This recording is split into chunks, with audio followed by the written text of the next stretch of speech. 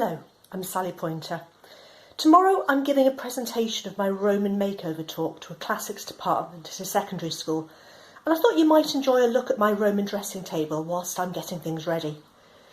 Now these are all reconstructed items, based as far as practical on either archaeological or documentary evidence for what the Romans used to make themselves lovely. There's always an element of guesswork, but part of the purpose of this makeover presentation is to get students thinking about how well we can interpret the evidence and what bits really do need a lot more work. So the wealthy Roman lady has a lot of different things at her disposal, coming from all different parts of the empire.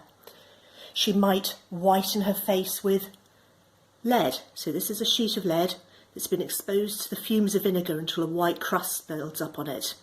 Beat that off and it creates an extremely white cosmetic. It is, however, terribly dangerous. Not going to be using that on a secondary school student tomorrow. Fortunately, a find from a few years ago really does help. This is the London cream, and I was extremely lucky to be able to have a tiny part in its exploration when it was first found. This is a mixture of fat, starch and tin oxide, and that creates a very white foundation paste. It's not clown white though. It's very pale, but the natural skin tone still shows through.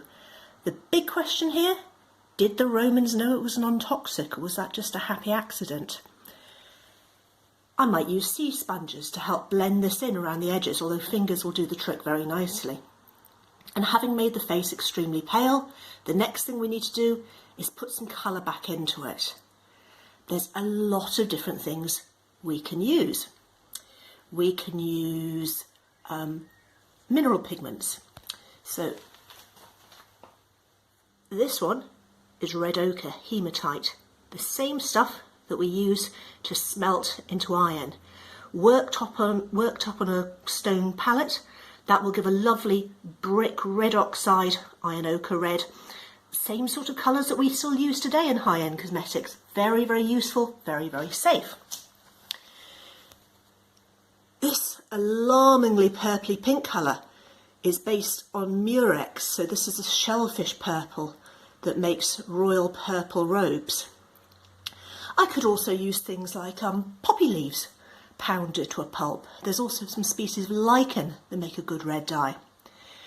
We don't have any specific Roman lipstick recipes surviving. We know it's in use, there's odd mentions of it, but we think that when cheek colour is being talked about, that's also lips being referred to at the same time.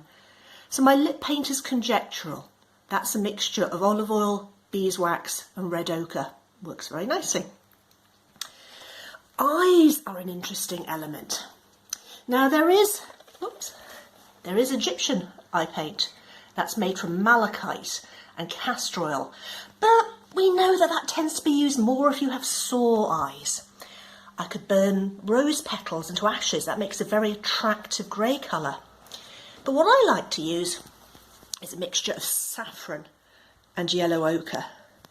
Now saffron, and I've got some in this lovely bottle here, is incredibly prized in the Roman Empire. It's expensive. That always helps with making a cosmetic really attractive. Ground to a powder, and I've always found that the tiniest amount, and it really is only a sprinkle of yellow ochre mixed in with it, you can work that up in a palette and that gives quite a nice yellow colour. What about eyeliner though? It's certainly in use, but being based in Britain, I can draw on something the British do for the Romans rather than the other way around. This is a cosmetic grinder. Little tiny pestle and mortar set in bronze. Grind a little bit of black pigment in there, and that can be used to create really nice fine lines.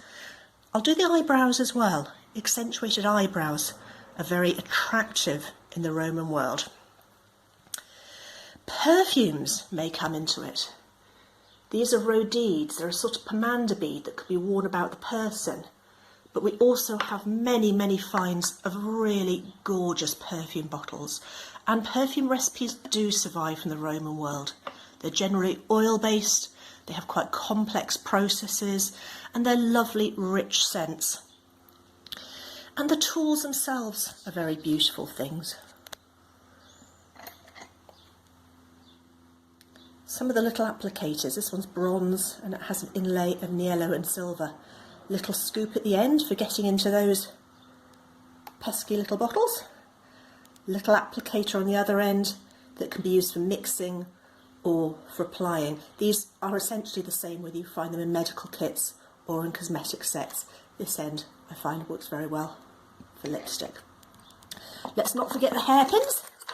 All Roman hairdos rely on vast numbers of hairpins to keep them together.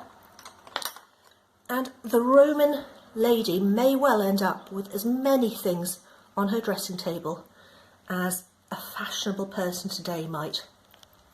I am planning on doing more videos. I will do a complete Roman makeover at some point. But I thought for the moment you might just enjoy seeing what I'm taking with me into the school tomorrow, and hopefully the students will have some really interesting ideas for me where we can take this research next. I'm Sally Pointer. Please do subscribe to my channel if you enjoyed this. We've got a lot more videos planned.